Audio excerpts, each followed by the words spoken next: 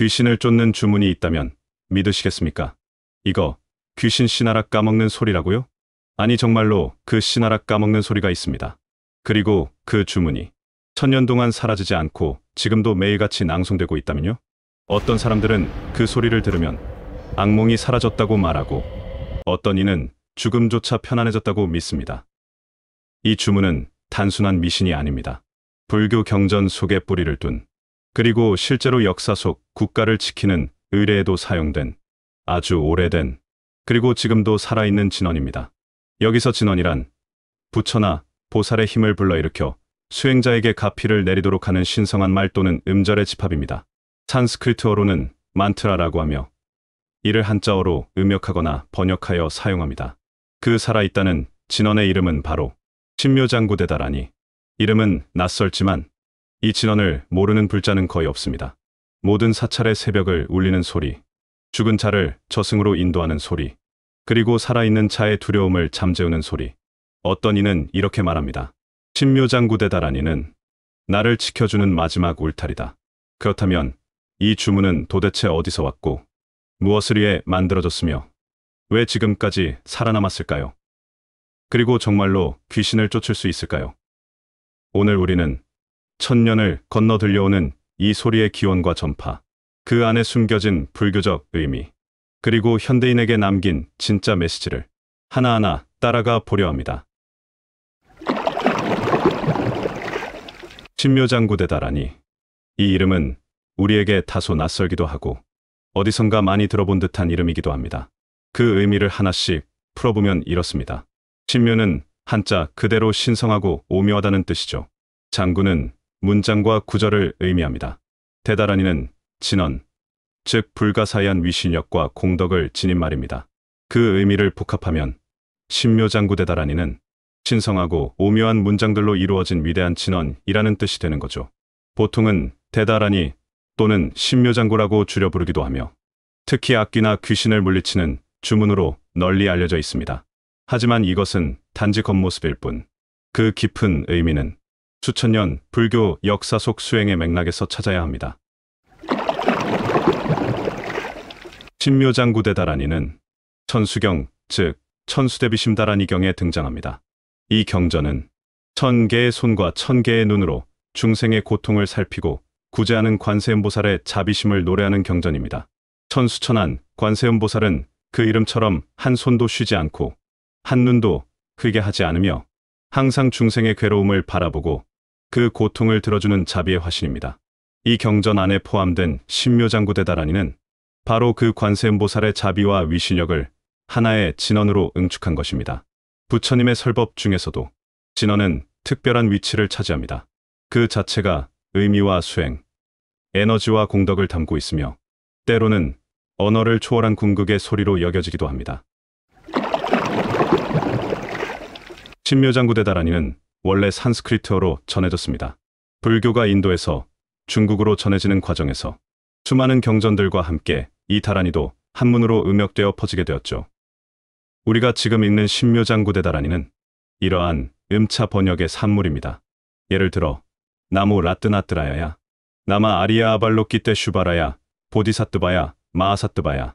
이런 문장들은 의미보다는 발음 그 자체를 한자로 옮긴 것입니다. 이는 진언이 뜻을 해석하기보다는 소리로 수행하는 것이기 때문에 원음에 가까운 음차를 통해 전승된 것입니다. 이 진언은 당나라 시대 이후 중국 전역과 한반도, 일본, 베트남 등 동아시아 전통 불교권 전반에 걸쳐 퍼져나가며 불자들에게 가장 널리 알려진 주문 중 하나가 됩니다. 한국에서 신묘장구대다라니가 대중적으로 전파된 시기는 특히 고려시대입니다. 불교가 국교처럼 여겨졌던 고려에서는 다라니 사상이 매우 강조되었고 그 중에서도 신묘장구대다라니는 국가보호와 백성의 안녕을 위한 의례에서도 낭송되었습니다. 실제로 팔만대장경에도 신묘장구대다라니가 포함되어 있으며 왕실에서 질병이나 역병, 전쟁을 막기 위해 이 다라니를 읽게 했다는 기록도 있습니다. 조선시대에 이르러 유교 중심 사회로 변화하면서 불교가 탄압받던 시기에도 이 다라니는 서민과 민간 신앙의 차원에서 비밀스럽게 전해졌습니다. 사람들은 누가 가르쳐주지 않아도 무서울 땐 신묘장구대다라니를 외워라는 말을 전해 들었고 그 주문은 입에서 입으로, 마음에서 마음으로 이어져 왔습니다. 신묘장구대다라니는 단순히 귀신을 쫓는 말로 끝나지 않습니다. 이 진언은 수행자의 마음을 깨우는 도구이며 관세음보살의 자비를 내 삶 속에 받아들이는 방법입니다. 사찰에서는 새벽 예볼 때마다 신묘장구대다라니가 낭송됩니다. 낭송 시간은 보통 10분 안팎. 하지만 그 반복되는 소리 속에서 수행자들은 자신의 업장을 씻고 세상의 고통에서 벗어나기를 발언합니다. 특히 죽은 이를 천도할 때 이 다라니는 매우 자주 사용됩니다. 망자가 저승으로 무사히 갈 수 있도록 그의 악업이 가벼워지기를 기도하는 가장 강력한 진언으로 여겨지기 때문입니다. 불교 사찰을 벗어나 일반 서민들의 삶 속에서도 이 다라니는 살아 있었습니다. 예를 들어 병이 났을 때, 이상한 기운이 느껴질 때, 잠을 자는데 악몽이 반복될 때 어르신들은 이렇게 말했습니다. 신묘장구대다라니나 외워. 귀신이 도망가. 3번만 읽어. 그럼 마음이 가벼워질 거야. 이러한 민간의 신앙은 그저 미신이 아니라 수백 년간 누적된 집단적 기억과 경험에서 나온 지혜였습니다. 그리고 실제로 신묘장구대다라니를 낭송하면 마음이 정리되고 안정되는 효과가 있다고 합니다. 이는 단지 신앙적 요소뿐만 아니라 심리학적으로도 낭독과 명상이 불안을 줄여준다는 연구 결과가 그것을 뒷받침합니다. 오늘날에도 신묘장구대다라니는 수많은 불자들의 일상 속 진언입니다. 출퇴근 시 지하철 안에서 조용히 속으로 읊는 사람, 법당에 앉아 108배를 하며 한 소절 한 소절 음미하는 사람, 혹은 인생의 큰 고비 앞에서 조용히 중얼거리는 사람, 그들은 모두 이 진언 속에서 자신을 지켜주는 무언가, 혹은 내면의 평화와 연결되는 통로를 찾습니다. 중요한 것은 신묘장구대다라니가 단지 귀신을 물리치는 도구로만 쓰이지 않는다는 점입니다.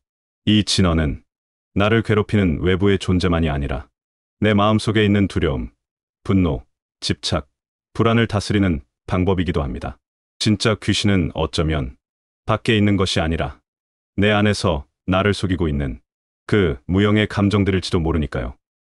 신묘장구대다라니. 이 짧은 진언은 1000년 전 인도의 사원에서 수행자의 입에서 태어났습니다. 그리고 사막과 산을 넘고 제국과 시대를 지나 이제는 우리의 마음속에 남아 있습니다. 이 진언을 외우는 것은 단지 외부의 존재를 쫓아내기 위함이 아니라 나를 지키기 위한 하나의 자비로운 언어를 배우는 일입니다. 혹시 오늘 당신도 알 수 없는 이유로 마음이 무겁다면 그저 한번 조용히 이렇게 중얼거려 보세요. 신묘장구대다라니. 그 소리는 당신의 마음속에 숨어있던 작은 두려움 하나를 조금은 사라지게 만들지도 모릅니다. 다라니경 내용 일부로 오늘의 영상 마무리합니다.